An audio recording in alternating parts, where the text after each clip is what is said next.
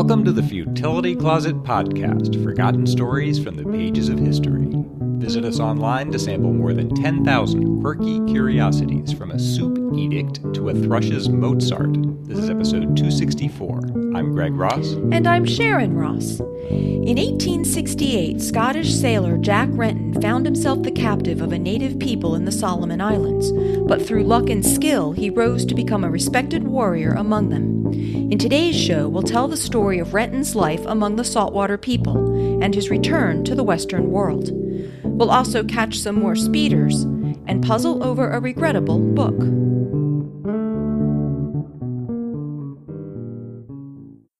On August 8, 1875, the Australian schooner Bobtail Nag was standing off the northeast coast of Malaita in the Solomon Islands east of New Guinea when a group of islanders approached it in a canoe.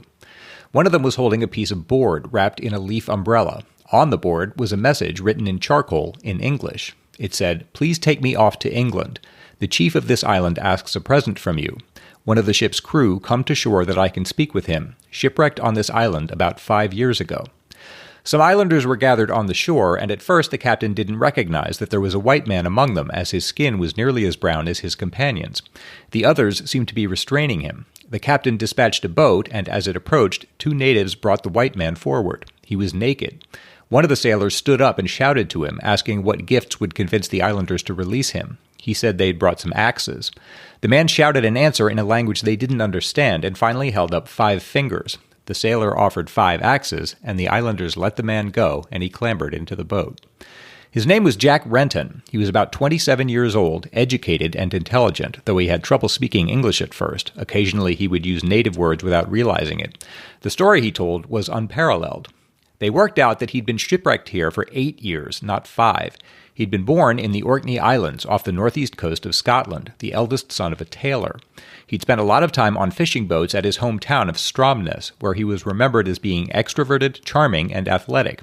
Like many Scottish islanders in the 19th century, he'd eventually gone to Liverpool and signed on to a merchant sailing ship to make his living at sea. He made 6 voyages over 3 years, and in January 1868 had signed on for a 7th, a steam packet bound from San Francisco to Sydney. But on the night before he was to leave, he was shanghaied, drugged, and pressed into service on another ship, the Reynard, which was headed for McKean's Island in the middle of the Pacific to traffic guano. The work was appalling, and he yearned for his freedom, so he and 3 other crew members who'd been abducted fled secretly one night in a boat with 2 water kegs, a tin of ship's biscuits, 4 hams, and a frying pan. What they didn't have was a compass, and they drifted for 5 weeks before landing finally at Manaumba Island, off the northeast coast of Malaita in the Solomon Islands. The people here had mistrusted white men ever since European treasure hunters had brought disease to the islands in the 16th century, so ships that approached were normally attacked and their sailors killed. As Renton's boat approached the shore, it was intercepted by warriors in canoes who ransacked their belongings, including their clothing, and left them with nothing but their trousers. Renton was separated from the others and taken across a lagoon to Sulufu, an artificial island that had been built on a foundation of rock coral. The island covered 2 acres and had about 300 inhabitants. They called themselves the Saltwater People, and they lived in an uneasy tension with the Bush People, who owned that section of the coast. The Bush People needed fish, and the Saltwater People needed fresh water, which led to continual skirmishes between them. Renton lived on this island for 8 years. His history there has had to be reconstructed. He published his own version of the story when he got back to Australia, but researchers, especially the author Nigel Randell Evans, have since visited the people and learned their oral history, which is kept meticulously and records some events that Renton had left out. That shows that Renton had been purchased by Kabu, the chief of Sulufu. Before he learned the islanders' language, Renton wasn't much used to the village, so he spent his time playing with the children, who gradually taught him to speak. He learned to fish and divided his catch among the villagers, and in time he began to cook for the leaders, and Kabu came to see him as a son. He realized that some of the stories they told concerned the whaleboat Albert, which was well known on the Pacific seaboard. Short on food and fresh water in 1829, that ship had sent 2 boats to the shore of Malaita. The boats had been waylaid by war canoes, and the crewmen had been hacked to death on the beach within sight of the ship. But now Renton learned that the Albert's carpenter, whose name was Dury, had been spared and lived for a time on Sulufu. In fact, his handiwork was still visible around the island, whose structures included dovetail joints, mortise and tenon, and wooden dowels. Renton realized that Kabu may have purchased him because Dury had proved useful on the island. If that was true, then they would expect a lot of him. Fortunately, he learned many useful skills during his boyhood in Orkney and later in his sailing career, including gardening, fishing, and net making. He impressed them particularly in building a canoe, and that transformed his status with them. But that was not enough. One night he was summoned to the men's communal hut. The oral history says, Kaboo wanted to make him hard. He knew that killing was the way to make him hard, and that if he killed, then the people would respect him. Kaboo told him that his shipmates had been killed by the Manaomba people, the ones who had first captured them, a few weeks after Renton had left. He said that it was their custom that every killing must be avenged, and so Renton must now kill 3 men. This he couldn't face, so that night he fled the village in a stolen canoe. He had a destination in mind. In his earlier work, he'd been given an axe, which he knew must have been made by Europeans. When he asked where it had come from, he was told Santa Isabel, an island 25 miles to the northwest. So he headed there now. But in order to enter the open sea, he had to pass first through a reef that hugged the shore, and the only channel through that reef lay beyond the village of Manaomba, the very one he'd been ordered to attack. He hoped to slip past it silently in the night, but day broke as he approached it, and its people were already stirring. So he made his way quickly to the shore and hid in a mangrove swamp. He was too late. They had seen him, and within half an hour they'd followed him there and ordered him to come out. They took him prisoner and were debating whether to kill him when Kaboo and the people of Sulufu arrived in 2 war canoes and, after much shouted negotiation, took him home again, where, to his bewilderment, he was widely congratulated. Kaboo proclaimed the heroic deed that Renton had performed. When he'd learned that his shipmates had been killed, he'd courageously set out alone to avenge their murder. He'd gone straight to Manaomba and hidden himself in the swamp nearby, clearly planning to pick off his victims one by one. This showed the height of courage, Kaboo said, so now they must make a warrior of him. Renton was speechless, but the others took that as a sign of modesty, and his prestige rose even higher. So now, perversely, he found that his respect was increased greatly among the Saltwater People. The boys invited him on a hunting party, and he taught them to play football using a ball made of plaited coconut leaves, and the men trained him to wield a spear. Renton would live with the Saltwater People from 1868 to 1875. In the account he finally gave when he reached Australia, he made no mention of taking part in war parties, but the oral history of the islanders tells of a white-skinned headhunter who lived among them and became a revered warrior. The Australian biologist Mike McCoy lived among the islanders for 26 years. He told the Scotsman, "There is no doubt that Renton became a headhunter. He would have had to for his street credibility. The islanders recall even now what a strong warrior he was."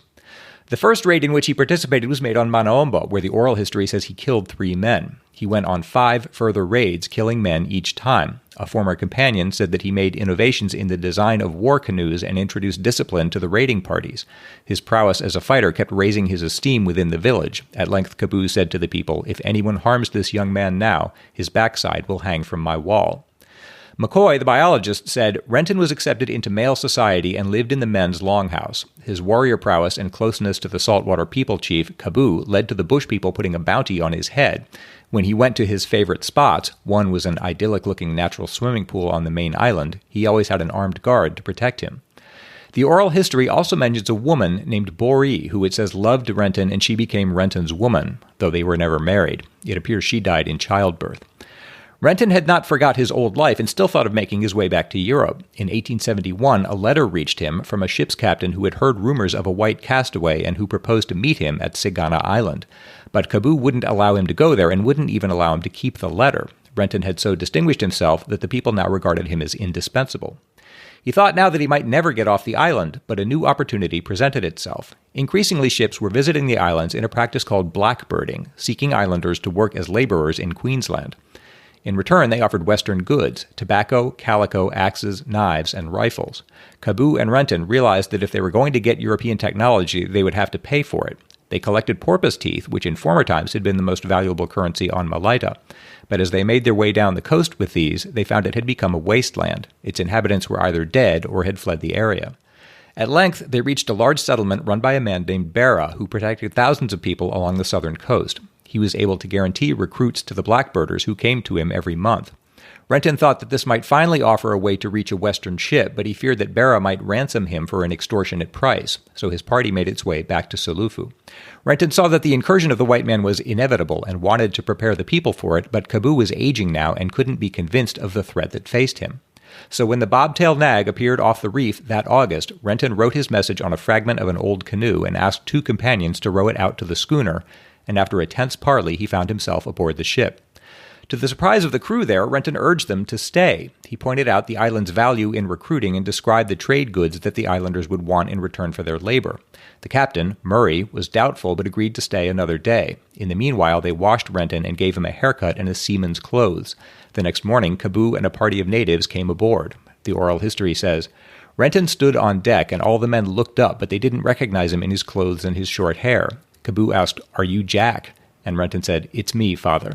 Caboo shook his head and said it couldn't be because he looked like some kind of devil. And Renton said again, "It's me. It's Jack, your boy."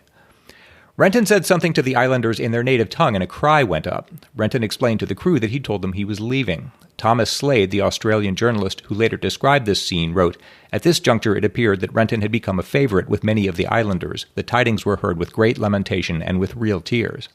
The white men gave the islanders many gifts, and after much discussion, Caboo agreed that some of his people could go to Australia. The arrangement was that the bobtail nag would return and pick up at least 50 recruits, bringing Renton as an interpreter, and Caboo would get 1 rifle and ammunition for each recruit.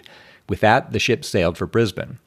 Thomas Slade's article was published within 2 weeks of the bobtail nag's arrival in Australia. Renton wouldn't agree to speak publicly, but he met with the colonial authorities and representatives from the Queensland Parliament.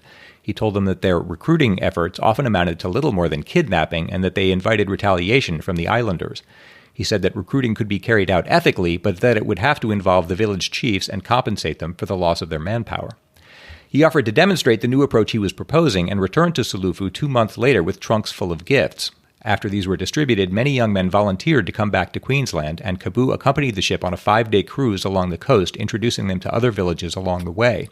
When the bobtail nag returned to Brisbane, it had signed up more recruits in a shorter period than any blackbirder had managed in 8 years, and Renton's share of the profits, and the fees he'd received for telling his story to journalists, paid for his passage home to Scotland. There, his family came to meet the boat, but Renton was so sunburned that his father passed him several times on the deck without recognizing him. Finally, Renton said, "Don't you know me, father?"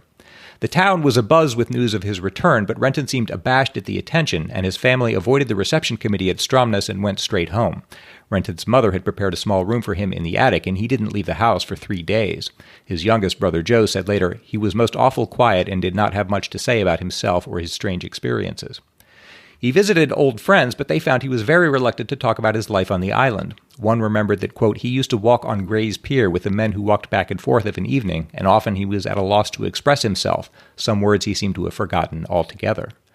His father bought a rowing boat that Renton dubbed the Bobtail Nag, and he spent a lot of time exploring uninhabited islands and walking on the coast with Joe.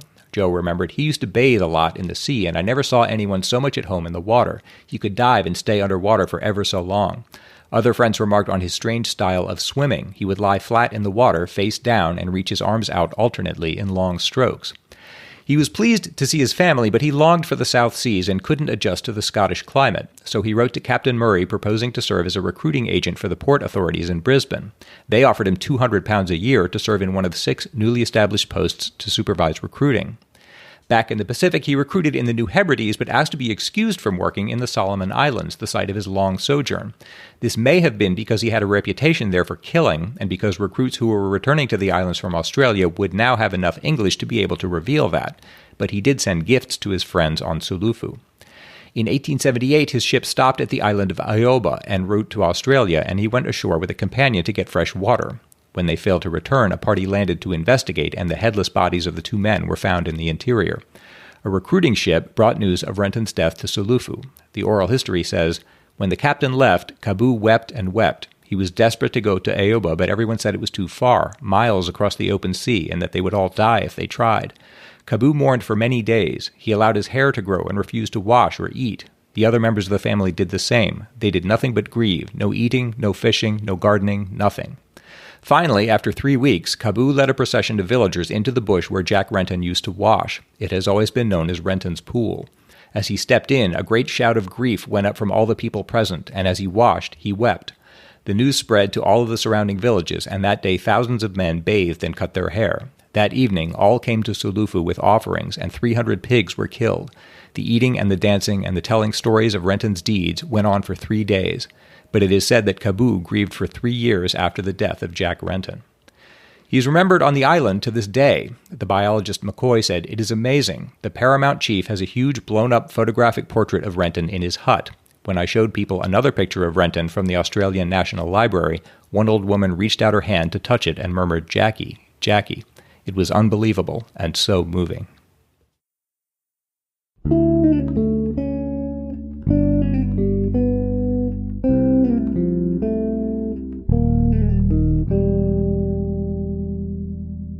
Futility Closet would not still be here today if it weren't for the generous support of our amazing listeners. If you'd like to help support our celebration of the quirky and the curious, you can find a donate button in the Support Us section of the website at futilitycloset.com.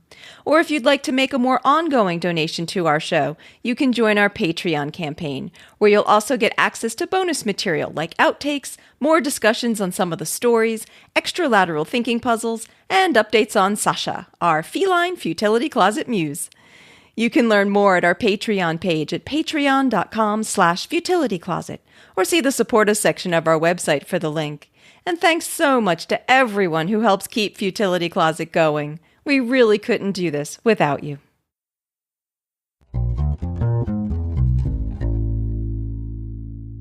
The puzzle in episode 250 was about knowing that a driver had been speeding, and we discussed speeding detection cameras and speeding fines as follow-ups in episode 257. We've continued to hear from listeners about this topic, and some of what follows will spoil the puzzle from episode 250. Frank Kroger wrote to let us know that a German constitutional court recently nullified a speeding ticket based on a particular model of speed camera, and suggested that German motorists might now be free to ignore at least some speed cameras. Frank very helpfully sent a link to an English-language article from the newspaper from July. The defendant in this case had received a ticket for speeding, and the man's lawyer requested the raw data from the speed camera. As this model of camera doesn't store the raw data, the lawyer deemed it unverifiable evidence and moved to have it suppressed. Both a district court and then an appellate court rejected this argument, saying that the burden is on the defendant to refute the evidence, and that as a German standards body had certified the method used by the camera, it's presumed to be accurate.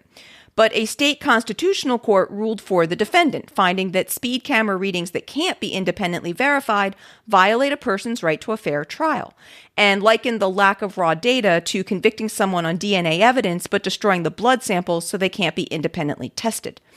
And so it was ruled that the defendant does not have to pay his €100 or $112 speeding ticket, and that he's to be reimbursed for his legal expenses. It does seem like kind of a lot of trouble to go to, though, to contest a speeding ticket, unless maybe he thought it was the principle of the thing. That does seem reasonable, though. The burden of proof should be on the ones, if the government is making the positive assertion, then they should have to back it. It's weird that the camera doesn't save the data. Well, I'm going to guess that they're going to switch to cameras now that do after that. We also heard from Nick Hartley from Dresden, Germany, who wrote, "Hi, Greg and Sharon. Hearing your discussion of high speeding fines in Northern European countries, here is a link to a page about speeding fines in Finland, where the fine you get depends on your taxable income. So there are examples of over 100,000 euros. On the other hand, I have heard people say that punishable with a fine is equivalent to legal for rich people, so maybe this is an example that other countries could follow. Keep up the great work." So this is a rather interesting idea. An article in The Atlantic discusses the Finnish system in some depth and explained that in Finland, fines for speeding, as well as some other crimes, such as shoplifting or violating securities exchange laws, are income-based, where they start with an estimation of how much spending money a person would have per day, and then divide by 2, as that's considered to be a reasonable amount of money to be deprived of. Then there are rules for how many days the offender will be deprived of that amount based on the severity of the crime. So driving about 15 miles per hour over the speed limit will earn you a multiplier of 12 days, while 25 miles per hour over will cost you the equivalent of 22 days.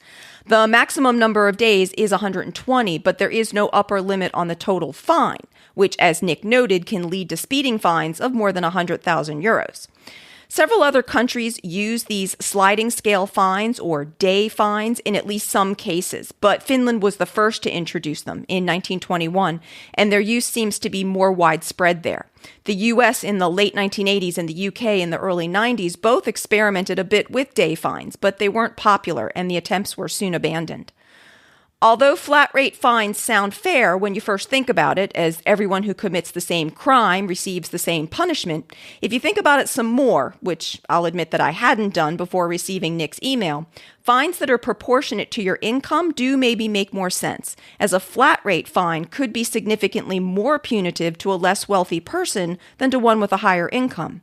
Sliding scale fines make the impact of the punishment more equal, so the deterrent effects of the fines should then be more similar across different income levels, and are expected to be more likely to deter wealthier people from breaking the law. I guess they'd also bring in more revenue.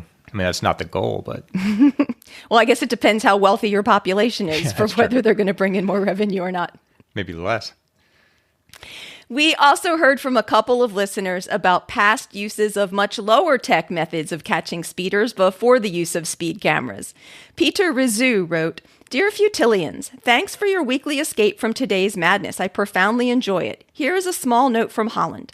The puzzle about the police being able to fine a driver from calculating his average speed over a trajectory and the follow-up concerning route speed control in Europe triggered some memories. This system existed way before road cameras and computerized databases were available. As a schoolboy, I was an avid reader of the Dutch edition of Reader's Digest. In 1968 or so, this magazine described a clever system of speed limit enforcement in Peru. Upon entering the highway, say in Lima, drivers were given an official note with a timestamp. This note was to be handed over when arriving at the destination, say Huancayo. The local policia thus was able to check average speed and determine the value of the fine. I was only 10 or 11 years old then, but I remember thinking Peru was a great country for those wanting to drive fast and lunch extensively halfway through the journey. Keep up the good work." That's a good point. Similarly, Daryl Francis sent something that one of his professors had shared.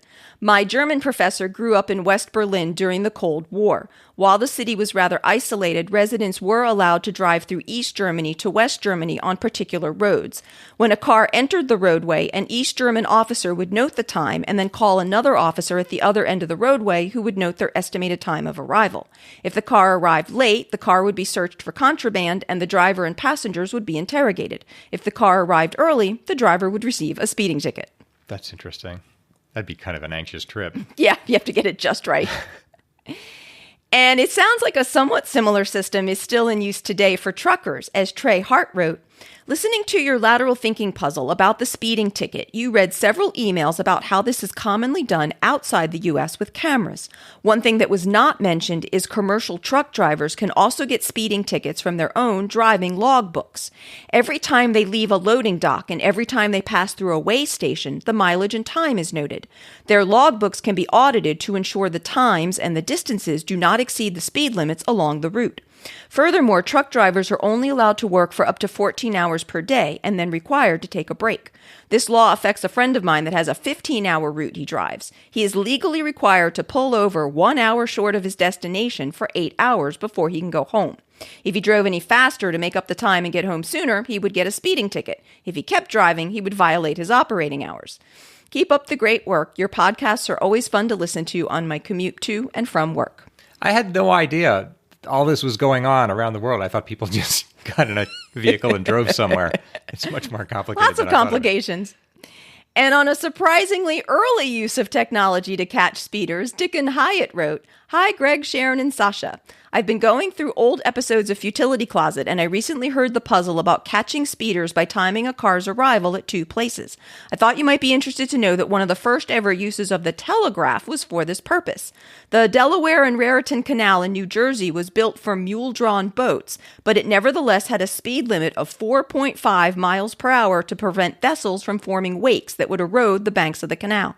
Shortly after the telegraph was invented in 1846, one was installed and was put to use on the canal to coordinate the operation of its locks and its many swing gate bridges. It was also used to catch speeders, who would be given a hefty $5 fine."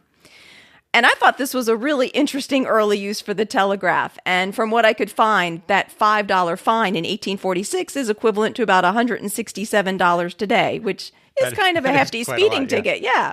But it also seemed to me that it could be quite a task to have to figure out in 1846 whether your boat might be exceeding a 4.5 mile an hour speed limit. Yeah, that's a good point.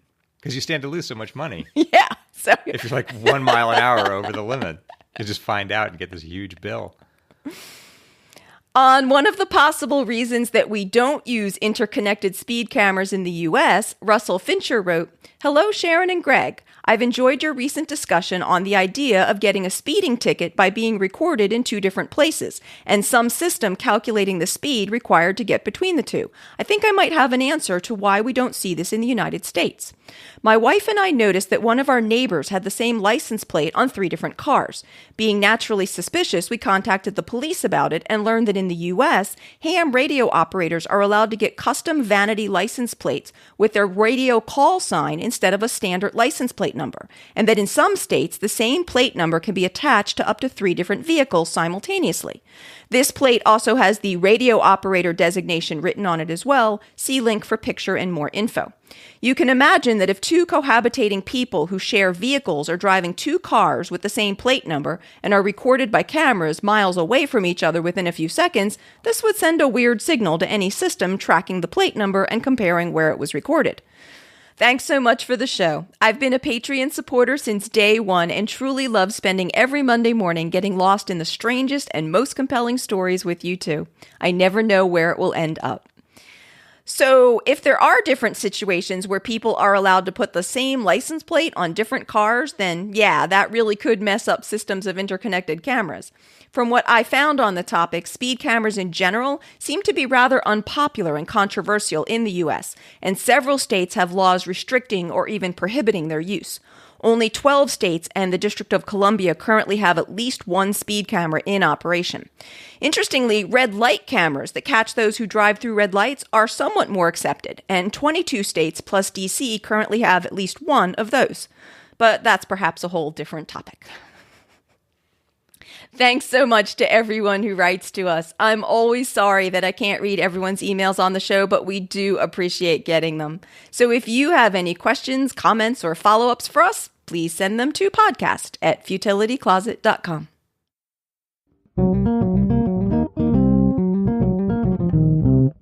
It's Greg's turn to try to solve a lateral thinking puzzle. I'm going to give him a strange situation, and he has to work out what's going on, asking yes or no questions.